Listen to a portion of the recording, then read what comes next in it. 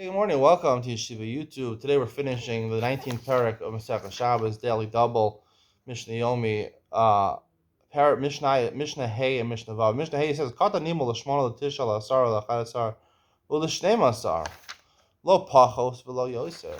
Right, a normal, healthy child that could have a bris milah. Right, so under normal circumstances, he gets mal on the eighth day. He was born on Shabbos, the eighth day. However, sometimes it's Tisha, and sometimes it's 10, 11, 12. Haketzad.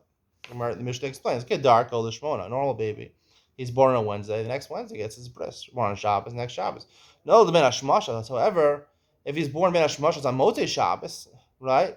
So therefore, Nima Latisha, you can't give him a bris on, right? Because it's a suffix whether it might be the Shabbos. You can't give next Shabbos because a suffix, like we said in the previous Mishnah, it doesn't get a Bila on Shabbos. You have to wait till Sunday. So therefore, it's 9 days. Ben Hashmashas shel Erev Shabbos. If he gets on Friday afternoon, right after Shkia, before it says Chachavim, Nimo Lasara. You can't mal him on Friday. You can't mal him Shabbos. You have to wait till the Sunday, 10 days. Yom Tov Lachar Shabbos.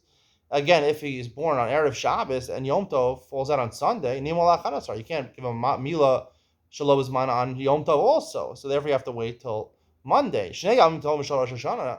Right, you have Shabbos followed by Sunday and Monday Rosh Hashanah. Then he's born on Ben Hashmashas Erev Shabbos. You have to wait till the 12th day to go to Mila. Katan achola ein molin oso ad shiavri. A katan who's a chola, you don't give him a Mila until he gets better. And according to the Rav about your tenor, you have to wait 7 days after he gets better to give him a Mila. Vav elain tzitzim achmes amila. These are the parts of the skin that you have to go back and make sure if you don't take them off, it's not a kosher Mila. Basar chol bezrol Torah. Basically, if you look at your aver, if you're a man and you look at your aver, there's a crown on top. A person who has a milah has a crown on top, and then he has the rest, the tube part of the aver. So on the top part, if you didn't take off, the milah takes off the foreskin on top, and you roll it down. So if rove of the atara is covered with the foreskin, right? If a miyud is covered, that's the if rove is covered, you have to take off enough that most of the foreskin is gone. Right? If he has, it's not considered a mila, and therefore he can't eat truma, right? One of the halachas is that a kohen can only eat truma if he is a mal. If he's not mal, if he doesn't have a mila, he can't eat truma. Yeah, bal basar. If he was very fat, so therefore, even though most of the foreskin is gone, but it looks like it's not gamsakto b'nei eye, and then you're allowed, and presumably even on Shabbos, you're allowed to take it off because maras and it looks like he's not had a mila. Mal v'lo paras a mila kilu mal. If you did a mila, you cut off the foreskin, but you didn't roll it down. Kilu mal. It's like you didn't do a mila. Meaning what?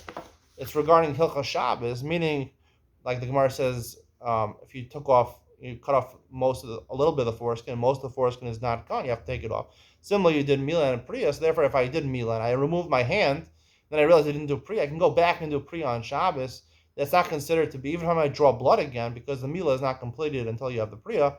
Only sitin she'emachanes amila, pieces of skin that are the minority of the foreskin, all right? Most of the foreskin is gone, but a little bit is left. So while you're involved in the mila, as I explained in the previous shiurim, you can go back and if you're in the middle of the mila and take that off, even though it's not ma'akev the mila. Once I remove my hand, the mole removed his hand, I can't go back for those things.